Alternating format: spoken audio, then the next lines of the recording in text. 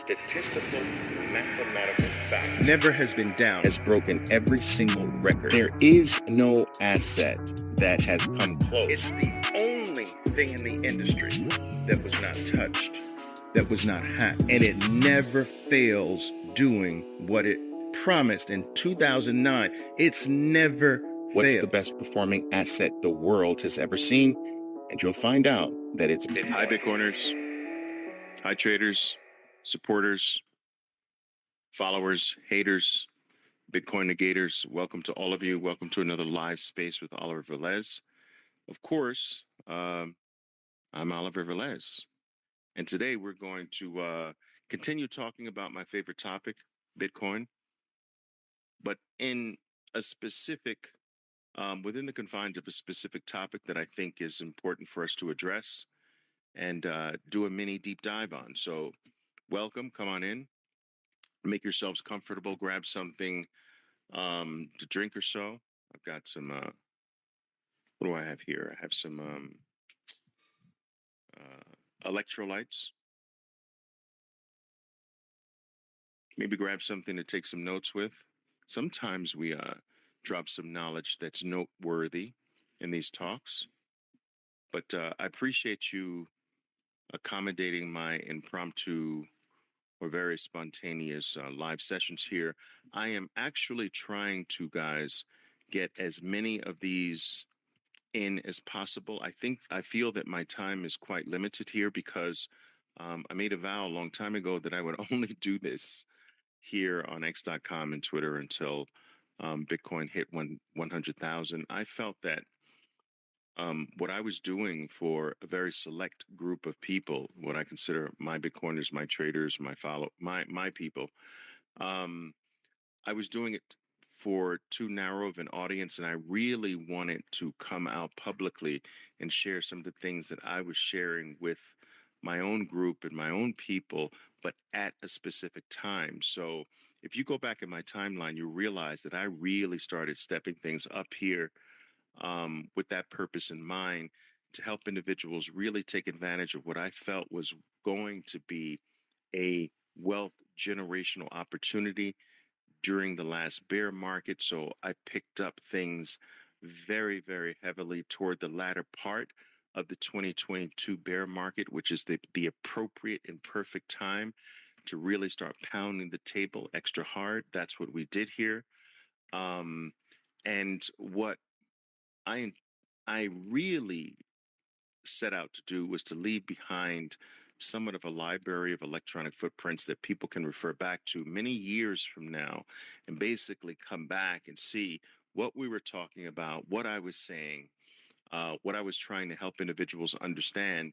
And I wanted people to be able to see, a track record of us learning together in real time.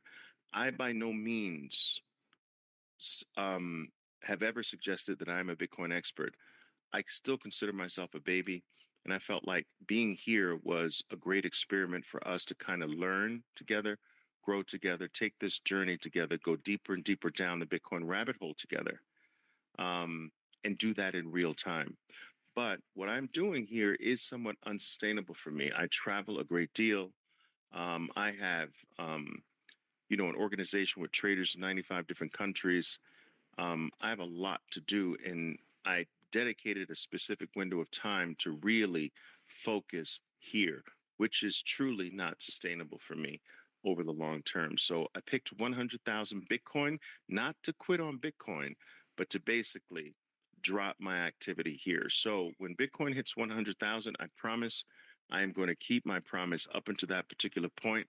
I'm going to try to get as many posts and many live sessions with you on the record before that happens, but I'm going to keep my word, guys. I wish I did this at 75,000, but at 100,000, I am out, I'm gone, and I think you'll be okay from that point onward. But anyway, okay, so let's start our talk today, guys. Your questions are welcome. For those of you who are, let me just take a puff on my cigar here before it goes out. Give me a second.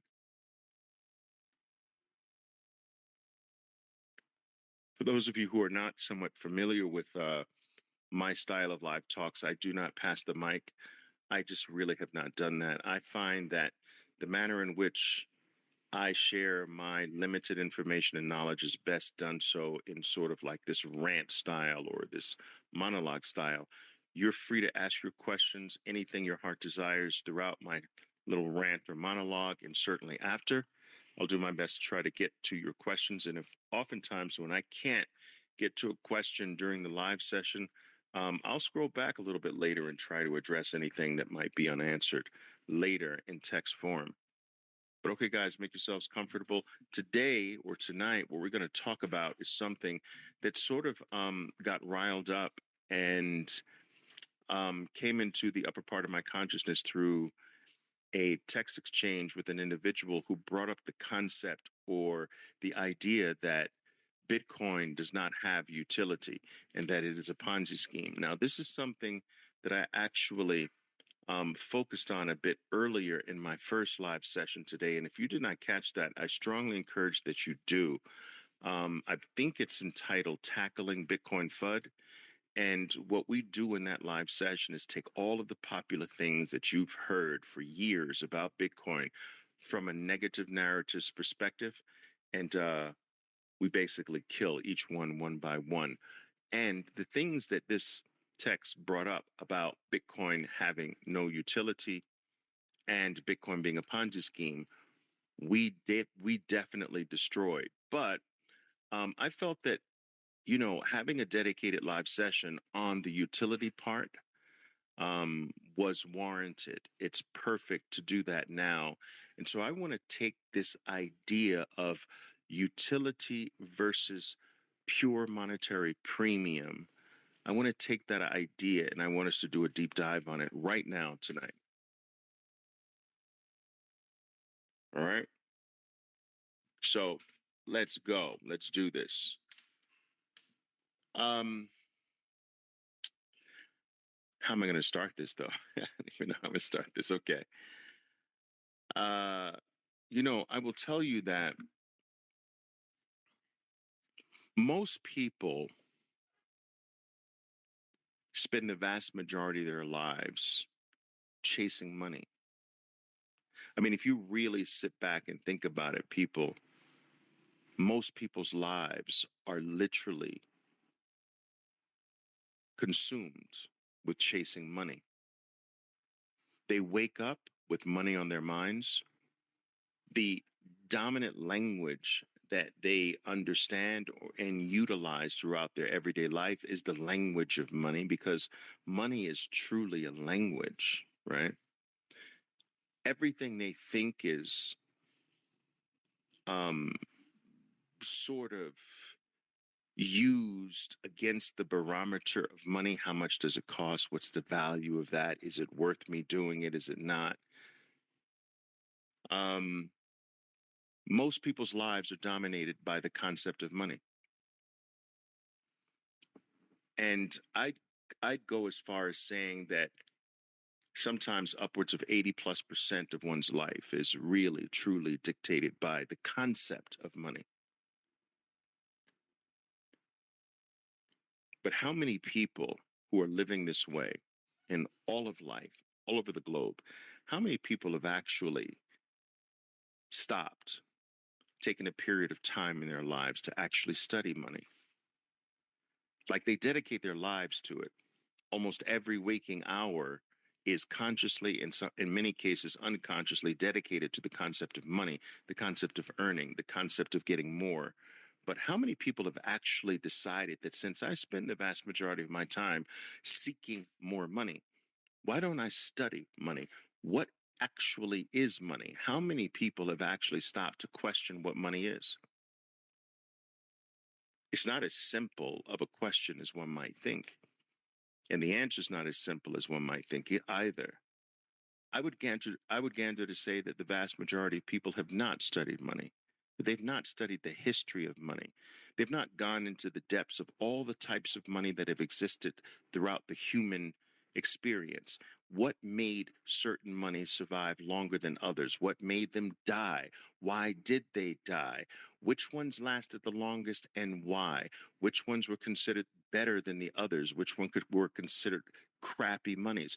If you haven't studied money and come to the conclusion of what money is, you don't even know what you're spending your life on, because most people are spending their 80% plus of their lives chasing something. They don't even know what it is. They can't tell you what money is. They can't tell you what it comes from. They can't tell you the difference between a bad money and a good money. All they know is that they wake up and go to bed. 80% of the time between those two moments, they're chasing money and they don't even know what it is. This is a very sad state of affairs, but it's not entirely the fault of individuals, because the system is designed not to educate people about what money is, because it is best for the powers to be. It is best for the powers that be, for the masses, not to understand what money is, not to understand how money is being used against them, because if the masses ever got even one iota of an understanding of how money really works and how money is used against them to almost financially enslave them day by day, most people would revolt against that. And so it is not by chance that throughout all of life in almost every country, there is no teaching our kids about money, and that is a financial travesty. There is no courses that help you delve into understanding how to arrive at the answer. What is money? There's no study of money. It's history. There's none of that. There is a study of a lot of things that really don't matter, though. That's for sure. So I wanted to bring that point to home because it will lend some importance to our talk here tonight. This lack of understanding of money tends to lead to the idea that money is supposed to have a utility. It's supposed to have a purpose. It's supposed to do something. When in fact, that's actually the opposite of what a true sound money is. True sound money is not supposed to have utility. So I get this all the time from bozos that never have gone into the depths of what money is. Well, what's the utility? And a lot of people direct that toward Bitcoin. What's the utility of Bitcoin? It doesn't have utility. You hear the Peter Schiffs of the world, who know better, by the way, but take advantage of your ignorance by continuing to cloud the issue. He knows better. He knows that a sound money is not supposed to have utility, but he plays this mental trick with the ignorant to keep them ignorant.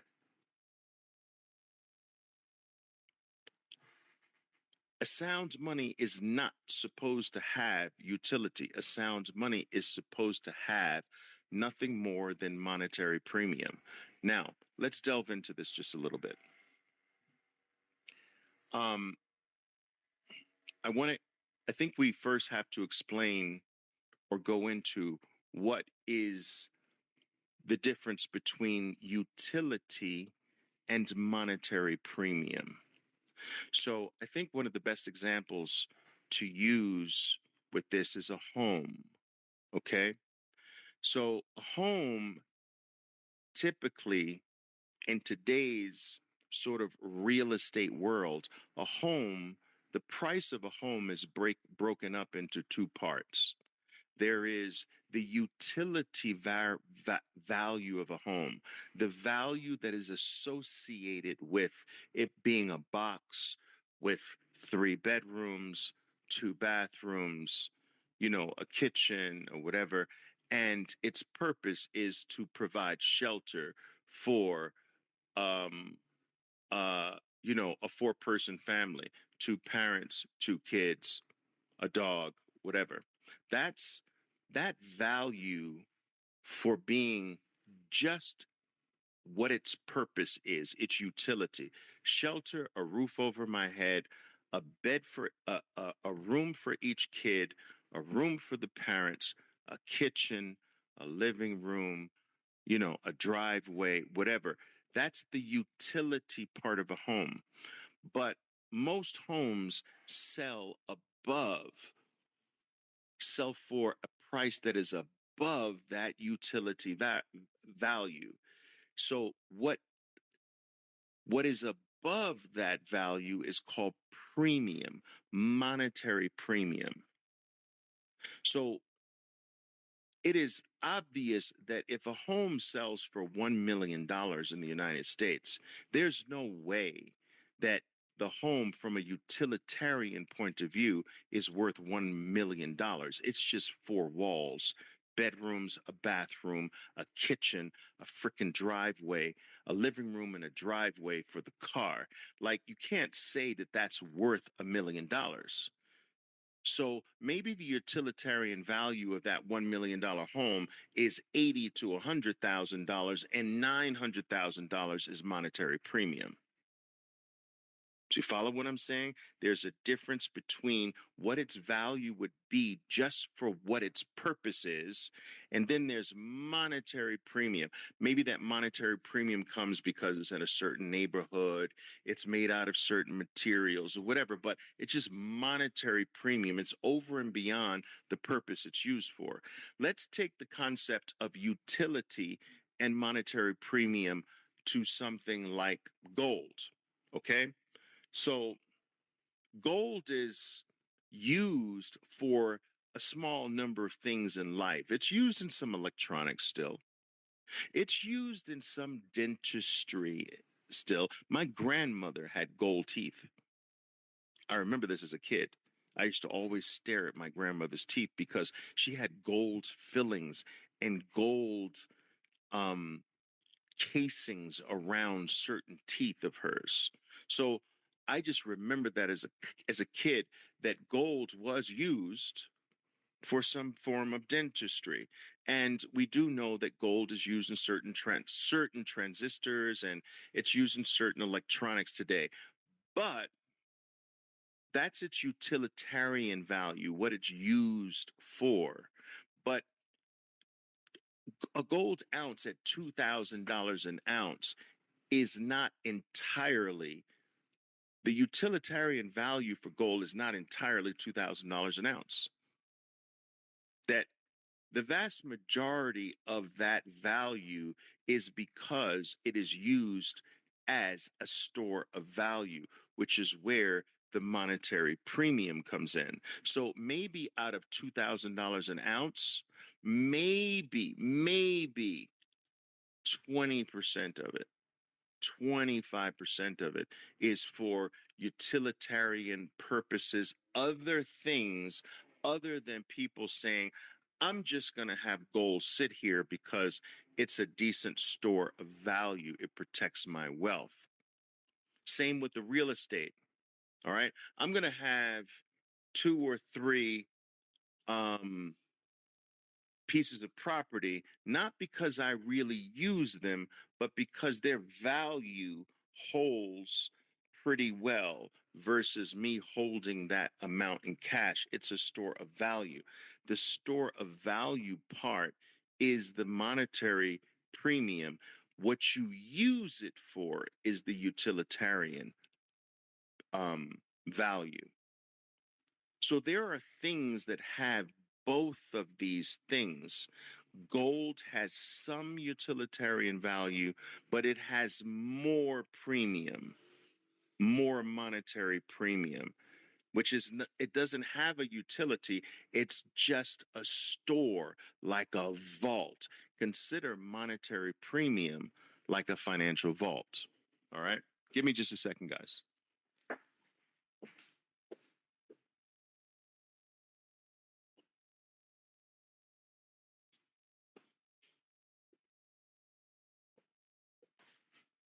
Now, in understanding money, it's important to understand these two parts of what has historically made up of a money.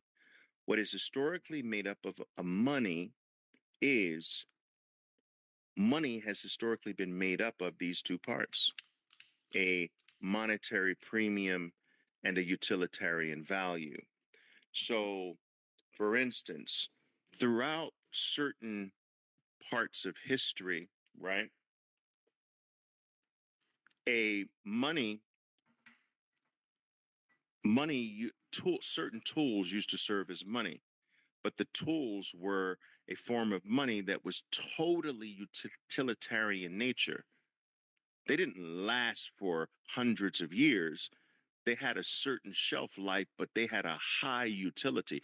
These tools helped me catch more fish than I normally would without it. These tools helped me kill animals for my meat more frequently than without the tools. And so tools were a form of money at certain points throughout the human experience, but they were a utilitarian money.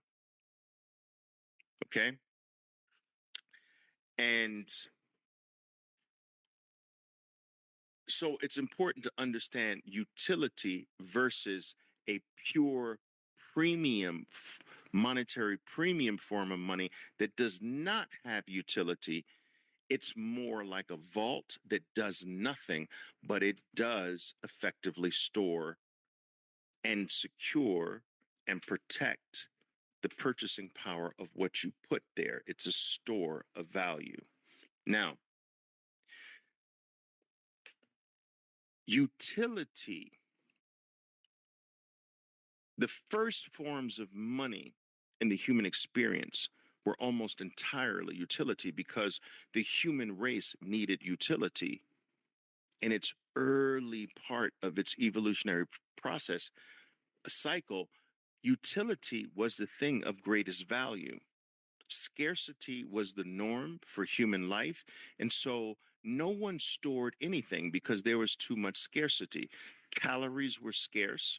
So there was no storing up your food because you basically you killed what you ate and you ate it all and went hungry until you killed the next time.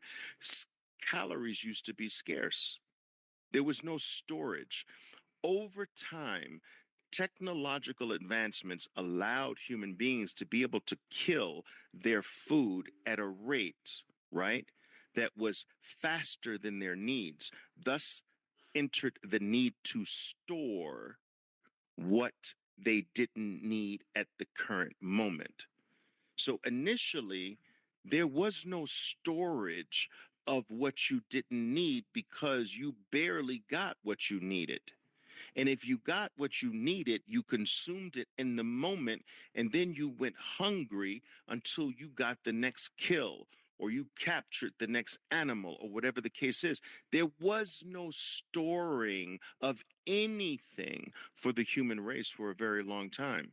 And it is only through technological advancements, the tools got better to kill animals at a faster rate than the body needed calories. Thus entered the need for storing. I now have more food than I need right now. I need to store this. And so the tools that became money during the time of storage, before the time of storage, I'm saying, were the tools that helped you kill what you needed faster. So bow and arrows became tools, became money that you could trade things for. Arrows, spears became money. Shaved rocks that formed knives became the form of money that you bartered with. They had a high utility. And then when we entered into a phase where we now not only needed things that required utility, but we also now started to experience excess, things that we didn't need to store, things that we didn't need to consume now, but we needed to protect them to consume later. Thus, the store of value phase of life began to emerge in the human experience. And now certain forms of money became useful for the purpose of storing. So first money was utilitarian, and then there were certain forms of money that served as being useful for storage. Utility for now, storage for later. And both are legitimate purposes. As the evolutionary process went on, the need for storage began to outpace the need for utility. And so storing my excess became far more ubiquitous, far more important than the need for utility in the moment. And so the idea of a sound money began to shift from being purely utilitarian, because I need everything now, to no, I need something that helps me protect what I don't need now. Store of value, monetary premium. The monies that help you store for the future, they are not supposed to have utility now. That's a different form of money. That's a form of money that was far more important for us a million years ago, but it is less important for us today. And I'm going to prove it to you where utility, when your money has a high utility, it has a low value. And when your money has a low utility, it has a higher value. Why? Because where we are in the human evolutionary process is we're in an area or in the point in our evolutionary development where storing our excess is far more important than the utility of grabbing something now. The world doesn't need speed, doesn't need a utility, which the shitcoin audience says, well, this money is faster than Bitcoin. The world doesn't have a speed problem. Do you understand? You've got all of these altcoins are saying, well, we have a higher utility than Bitcoin because Bitcoin settles in 10 minutes and this blockchain settles in 3 seconds. Listen, the world doesn't have a problem of buying hot dogs faster. That's not what the world needs today. The world doesn't need a faster hamburger and fries. Oh, but I can buy hamburger and fries 3.5 seconds faster. That's not a freaking problem that the world has today. The world has a store of value problem. The world today, everywhere in the world, people have a store of value problem. Their stores of wealth are being confiscated, taken, stolen from them. They don't have a utilitarian problem. They don't have a speed problem. They have a store of wealth problem because they have been indoctrinated and brainwashed to hand over what they don't need now to another man. And that other man is robbing them. That other man is abusing them. That other man is defrauding them. That other man is taking possession of what they don't need, promising them something in the future and never letting them ever have the asset back again. They're tricking the powers that be are tricking the human race, the vast majority of the human race. Give your excess value to me. I will take care of it. I will safeguard it for you. Hand it over to me, and they're being robbed. The world has a store of value problem. It doesn't have a speed of execution problem. It doesn't have a utilitarian problem. And so all the monies that are claiming to have higher utility, that's like going back a million years when we needed that. We don't need that today. We need a store of value. I don't need this right now. Where do I safeguard this for my family so it will be there for them 50 years from now, 20 years from now, 10 years from now, 100 years from now, 1,000 years from now? That's what the world needs. That's where the human race is being robbed of their store of value today. And so I posted an image earlier of, let me see if I can do this here. Maybe I can do it here. I'm going to post it in this talk again because I want you to be able to see it. Let me do that. Boom. Posted it right in this live here. And what you'll see with this image is this image, what I created here was it's a scale that shows you, it's a comparison that shows you um, things that have a high um, pure monetary premium versus a high utilitarian value, right? And so if you look at this image that I just posted, you'll see that Bitcoin is 100%, right? 100% monetary premium, meaning that its utility is very low. It's not zero, but it's very low because its main purpose is just pure freaking store, pure monetary premium. It's not supposed to have utility at this point. It's not supposed to have a use case other than being a freaking vault to protect your future, protect your family, protect what you don't need now. That's pure monetary premium with little utility. Now, go to the next bar to the right of Bitcoin and you'll see gold. Gold is used as something for utility more than Bitcoin.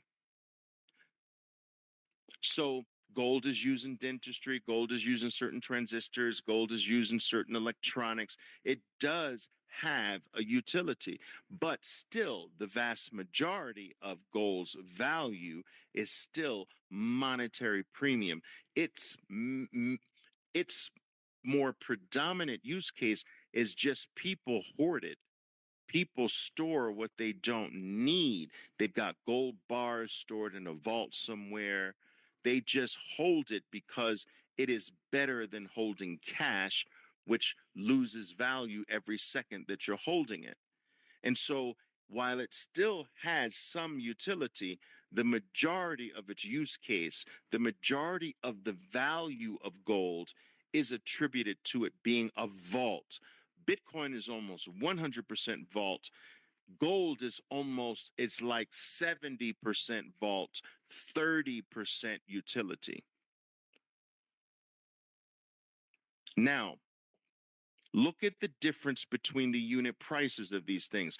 Bitcoin is 70,000, more or less 69, 70,000 today, and gold is more or less 2,000. One has almost no utility, 100% monetary premium. Its unit price is 70,000. The other has some utility, mostly monetary premium, and its unit price is 2,000. Just because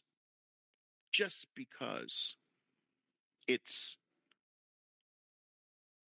purpose is to be used for something else, the unit price is lower. Now, if we go to the third bar, you see silver. Silver is used 1,000 times more than gold. You can't even, if you look at your home office desk or your office desk at work, almost every single thing you look at has silver in it. Your phone has silver in it. Almost everything you use, your computers, your laptops, your iPads, your headphones, the mics that you talk through, everything, the cars you drive, everything has silver in it. Silver is used far more than gold in things. So it has a higher utilitarian purpose. It has higher utility than gold, but gold is $2,000 an ounce, silver is $24 an ounce. Higher utility, lower monetary unit price. Copper. If you think silver is used in everything, copper is used in almost everything on planet Earth. I'm not even aware of something that is used more frequently than copper as far as a metal is concerned. It trounces silver, despite the fact that silver is almost in everything you can look at. Copper trounces the utilitarian value of silver. It is used in virtually everything on planet Earth, and its unit price is $4. Higher utility, lower unit price. And then we go to water. Water has a higher utility than copper. In fact, we freaking need it to live. It is used by every single human being, while copper may not be used by every single human being on Earth. Water is used by every single human being on Earth. It has one of the ultimate levels of utility. And water, what can you buy water for today? $1 a bottle? Unit price is lower. Higher utility, lower unit price.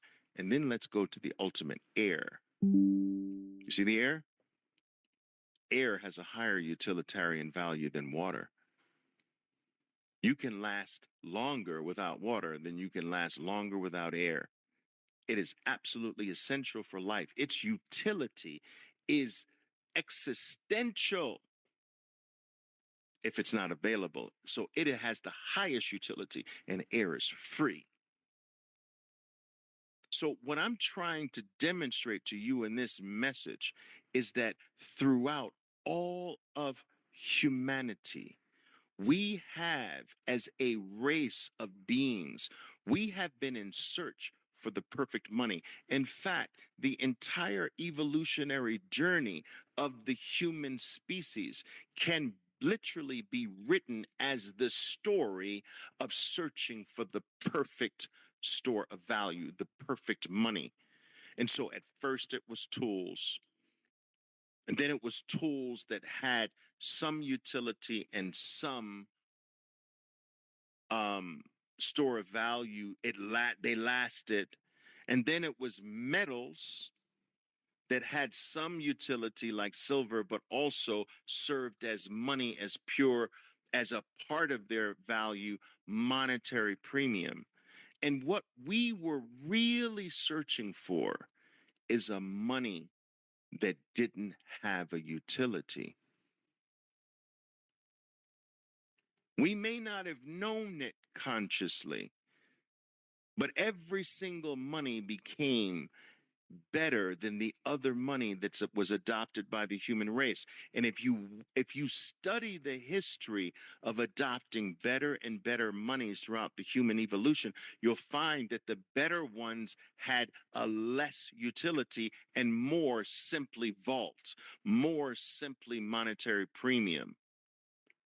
And if you go up the scale here, silver was money for 9,000 years. China ruled planet Earth and dominated the silver market. And because they failed to adopt the new monetary standard that emerged in the world called gold, they lost their leadership position for over 1,000 years. They lost 1,000 years, went from the top of the world to the bottom of the world because they opted for and chose the wrong money. The money for a long time was silver. It was the dominant money. And when a new, better money, one that had less utility, one that had more monetary premium called gold, silver was used more, but gold was used less, making it more valuable than silver. And their refusal to adopt gold as the standard because they were the kings of silver, they lost their leadership position in the world for 1,000 freaking years. They went from the top of the world to the bottom of the world. And that was the reason they failed to adopt the new, better money. It's the story. This story is as long as time itself. When a new, better money emerges, if you fail to adopt, you will die. And China died. Silver's older than gold as money, 9,000 years. Gold is 5,000, 6,000 years as money for global Earth, for planet Earth. And gold reigned supreme for a long time as being the money that had the smallest utility and the highest premium, but it was still used for things. until something came on the scene called Bitcoin in 2009 that had almost zero utility and all premium and is now being recognized as the ultimate, the most supreme form of money because it is 100% vault, 100% store right now, 100% protection. It doesn't have a part-time job. It doesn't moonlight on you. It doesn't say, well, I'm your money and I'm a dentist on the side. It doesn't say, I'm going to protect your future and I'm also going to spend some time in some electronics over here. It doesn't say, I'm going to save you from monetary debasement by fiat slave masters. And at the same time, I'm going to quit that job. And for a portion of my day, I'm going to spend it in um, electronic devices. It Bitcoin doesn't moonlight on you. Bitcoin doesn't say at 11 p.m. I will stop protecting you because I play jazz at night between 11 p.m. and 4 a.m. in the morning. So between 11 a.m. and 4 p.m. in the morning, I can't protect you. I'm moonlighting on you. I make extra. I do this. I'm not 100% focused on protecting you. I've got another job to do. We don't need a money that has other part-time jobs, that does other things. That's what people are saying. But Bitcoin doesn't have utility. Thank God it doesn't have utility. What's the utility of a freaking vault? Answer me that. I gotta light this cigar again. Answer me that. What's the utility of a vault? It's a freaking empty space, right? What does it do? Does it move? Does it do backflips? Does it entertain you? Does it do electronics? Does it do dentistry? It's a freaking empty space. But what's its number one purpose is to protect your valuables. It's not supposed to do anything else. It's not supposed to have a freaking utility. It's not supposed to do dentistry. It's not supposed to be in electronic consistors. It's not supposed to be in devices like your cell phone and this and that. It's not supposed to play jazz at night. It's not supposed to be a comedian on the side. It's a freaking empty space that no one, if you put something there, it'll protect it forever and no other human being can touch it. That's what Bitcoin is, and that's its utility, to protect your life, to prevent other human beings from being able to take it from you like they've always done throughout human history, confiscate it from you, rob you, defraud you from it. If you put it in Bitcoin, it will never be touched, never be stolen. It's safe for 1,000 years, 1,000,000 years. It's not supposed to do anything else. It's not supposed to quit on you. It's not supposed to have another part-time job. You don't want your money to have a freaking utility. You want it to just be a freaking vault. That's what the world needs. We don't need faster transactions. We don't need buying hamburgers and hot dogs 2.5 seconds faster. That's the bullshit narratives from these altcoins and shitcoins out there that try to poke at Bitcoin to enrich their little bozo, weak little uh, uh, beta male creators. Do you follow what I'm saying? Are you picking up what I'm laying down? Am I being too harsh with you, by the way? You know, it's just my style, guys. I get riled up. I'm sorry. Turbocharge that thing, guys. I like to turbocharge my talks here. What am I doing here? Let me see if you have any questions. There is this fundamental misunderstanding of these two things: a pure monetary premium and utilitarian value. This is the first part that we need to understand. And I want to know if, in fact, you do understand what I've laid down so far. Are you picking up what I'm laying down? Are there any questions regarding this so far?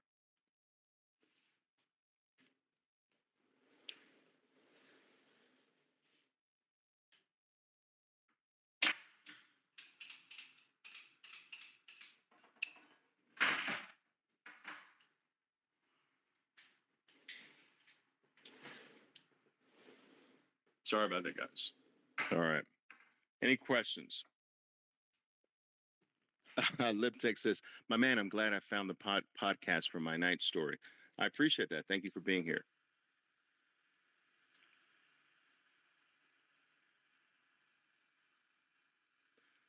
Jason Spiker's asking, Oliver, he says, you have brought up having some amount of Bitcoin and not needing to spend it for assets in the future. Can you elaborate?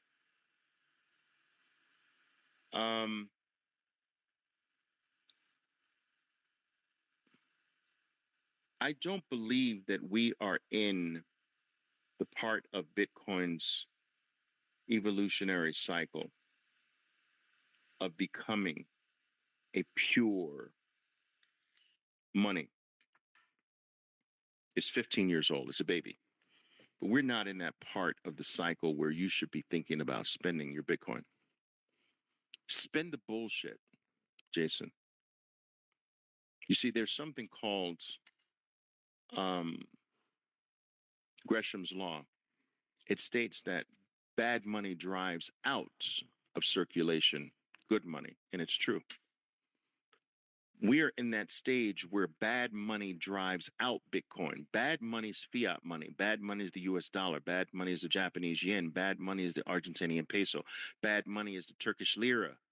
Bad money is the Venezuelan peso, the Venezuelan bolivar, the Mexican peso. Those are bad monies. They're driving out of circulation Bitcoin, and they should. And what does that mean? They're driving it into your vault. They're driving it into your store of value. They're taking it out of spending, using Bitcoin to buy eggs and milk and fill up your freaking gas tank with oil. You're taking Bitcoin out of circulation and keeping it, safekeeping it in the vault, secure, where it increases your value, increases your wealth, increases your future every 4 years of your life until you die. You don't want to put it back into circulation. Not now. In the future, maybe. But now it's not the time to pull it out of the vault and use it for eggs and milk. Use the bullshit for eggs and milk. Use the shitty money to fill up your gas tank with. You need to take public transportation on a bus or a train. You're going to use freaking the most valuable thing on earth, the scarcest thing on earth, the thing that's guaranteed to go up in value every 4 years of your life, and you're going to spend it on a freaking bus ride? You're smarter than that. The bad money pushes the good money into your vault where it should stay, and you use the shitty money for all of your daily needs. Get out of this notion right now that you should be using your Bitcoin for bullshit. You should be using it to protect your future because it's mathematically designed to make you richer, wealthier, bigger, freer, more independent every 4 years of your life. You don't spend that. You spend what goes down every 4 years of your life. You get rid of the bad. You don't get rid of the good. And this over obsession with when can I use the good, Oliver? When can I use the thing that continues to make me more free? You still don't get it. You don't use that. You keep that. You hoard that. You put that in the vault. You save that.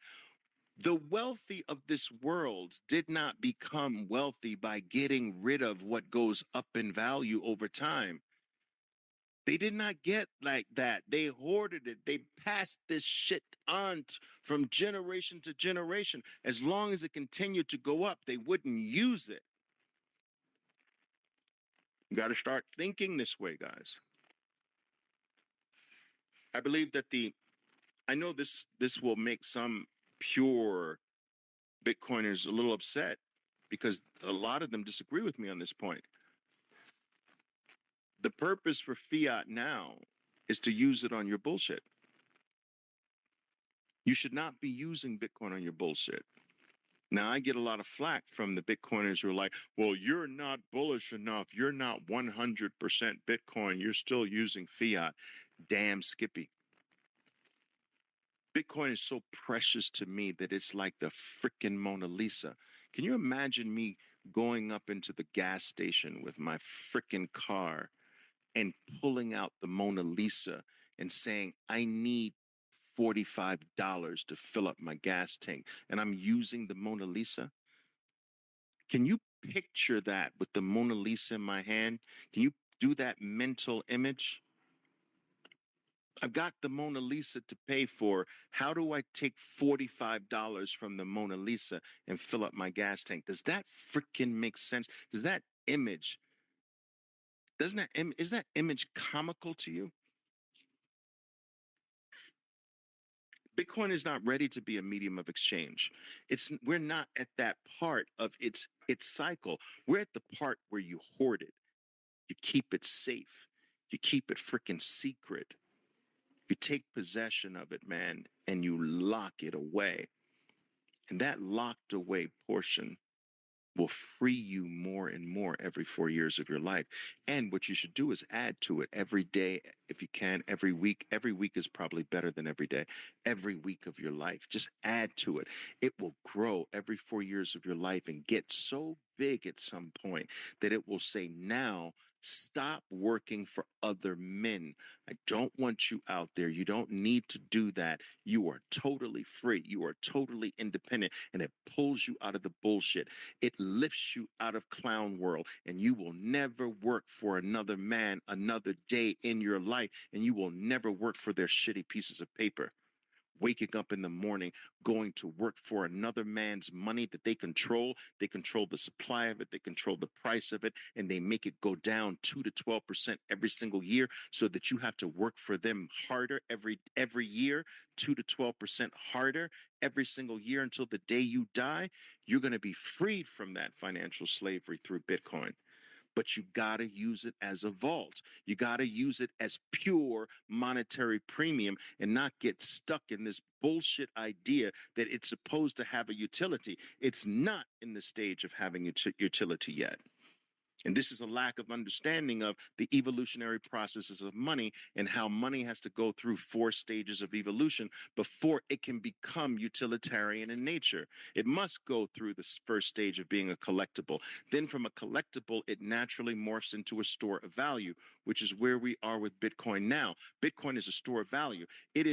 We have better medium of exchanges today. The US dollar is a better medium of exchange than Bitcoin today is. Let's be honest about it. It's easier to use. It's more widely available and accessible as a medium of exchange.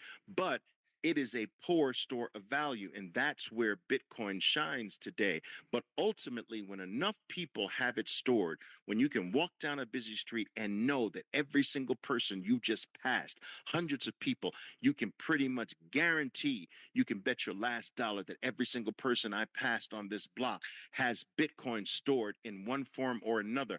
That's when it starts to naturally morph into a medium of exchange, because you can assume that every single person you do business with, every single person you have a relationship with, every single person you pass, every single person you deal with has Bitcoin to deal with you. And that's when it starts to naturally become traded amongst human beings, which naturally has the money morph into the medium of exchange stage for a while. Then it must spend an inordinate amount of time as a medium of exchange before it starts to naturally morph into a unit of account.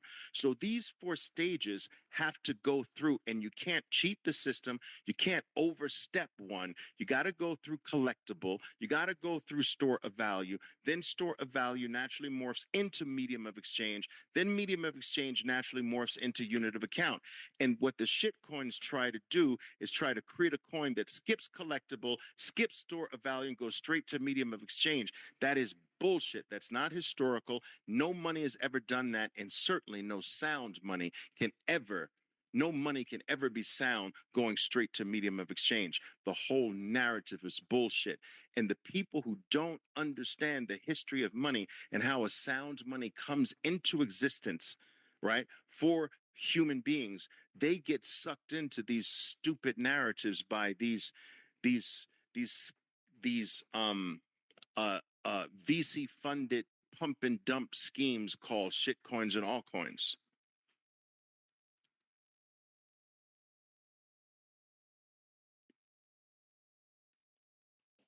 I said all of that without breathing, actually. That's pretty cool. That's pretty good.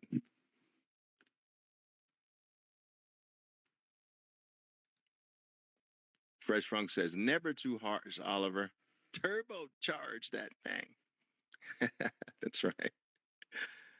I like to turbocharge my talks, you know. It's just my style, guys.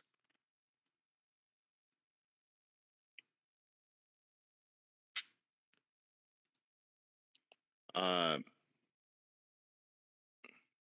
Stan Orajis is stating here, the more the utility activity used, the less the monetary premium value. That's right. But he says, but I don't like to refer to use as utility. It's like comparing activity, use, and purpose value. For instance, that I use a rag more doesn't mean it has or will have more value than a tuxedo. I think that you're basically saying the same thing that I'm saying.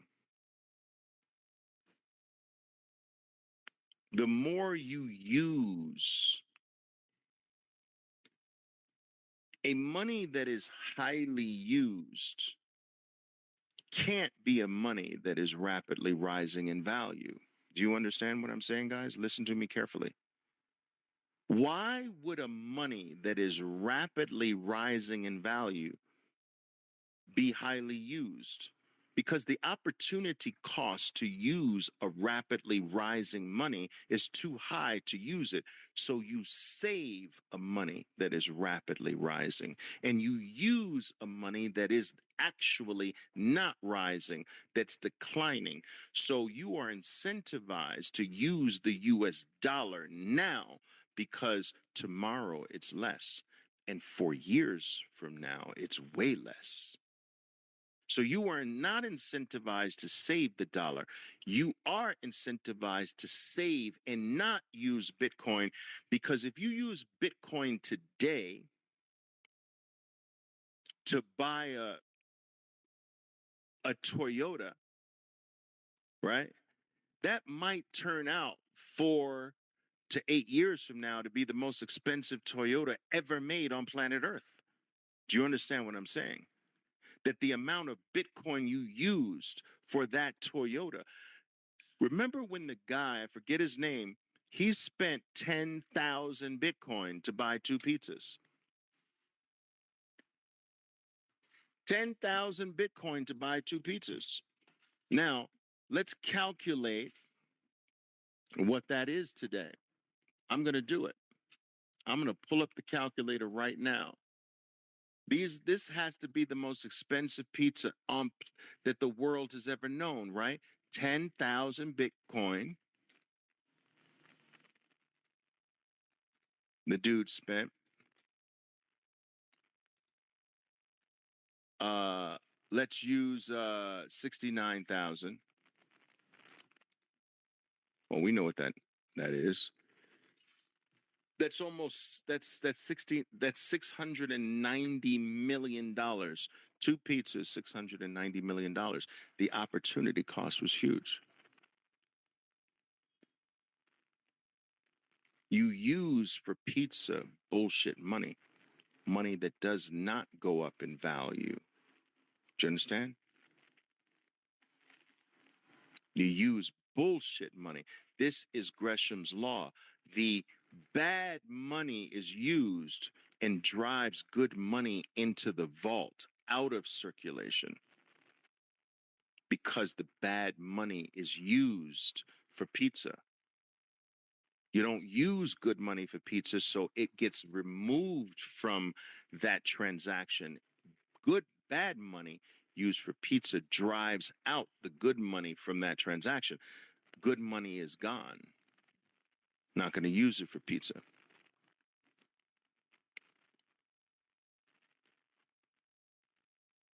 It is only when a money or a store of value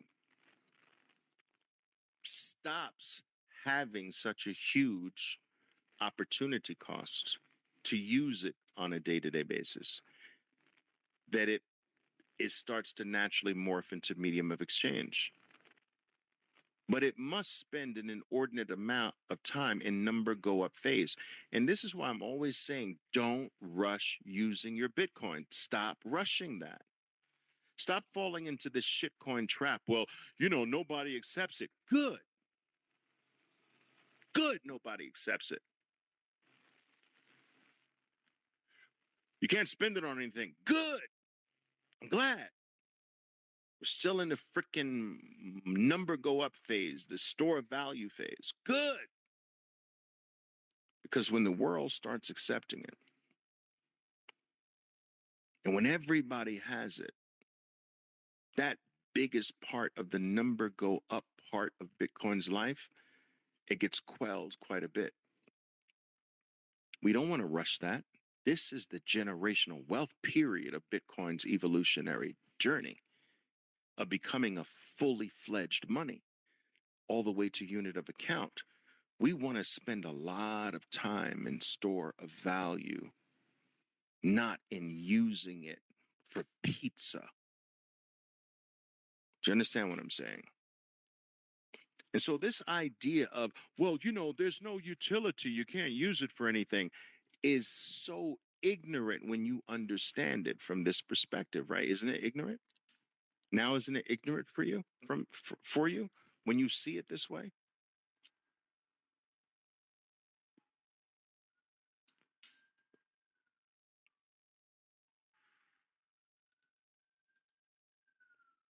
All right, let's see. Let's see what else. Let's see what you got for me here.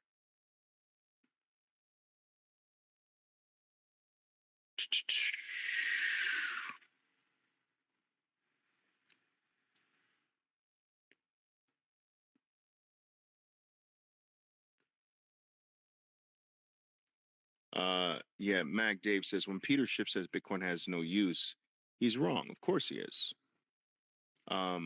Its use is as a vault primarily right now, as a savings technology, a savings vehicle. It's pure monetary premium.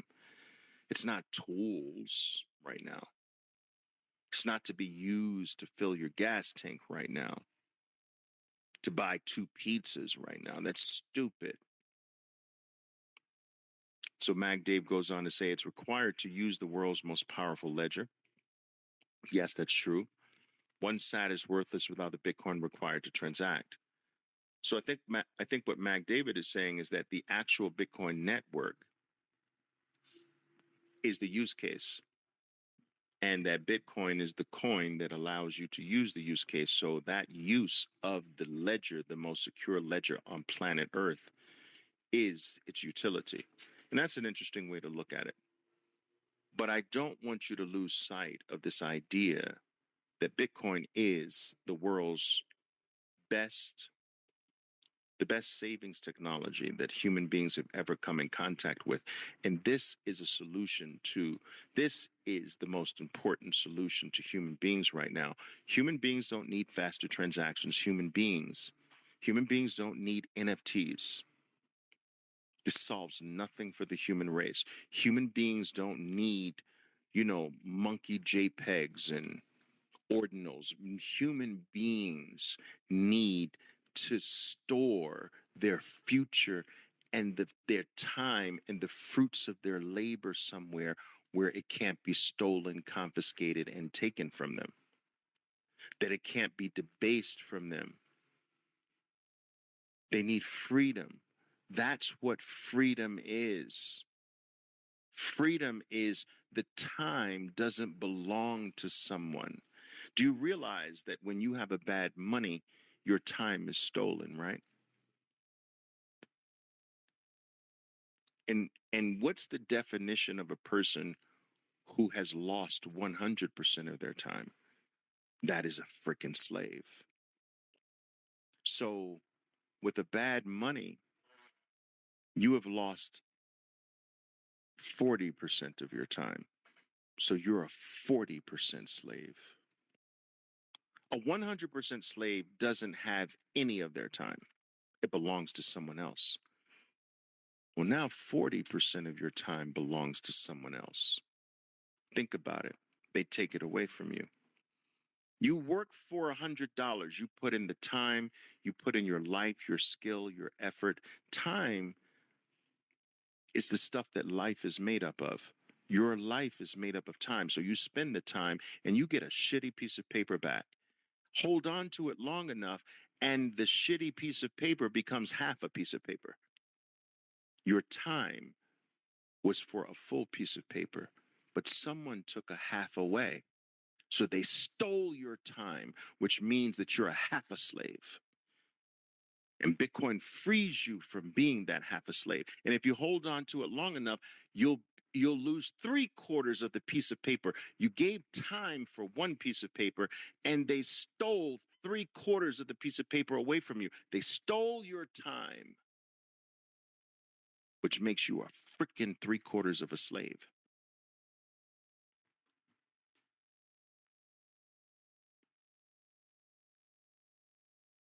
Bitcoin frees you from this, where you don't work for another man's money. You don't work for a money that is controlled by another human being, manipulated. Its supply is not in the hands of human beings. It can't be manipulated or controlled by a human being, yet it is available to every human being equally. We are equals when it comes to Bitcoin. The world is fair when it comes to Bitcoin. Why should you work for another man's money? My name is Oliver Velez, and I am your 13%er Bitcoiner. Be safe out there, and until next time. Boom!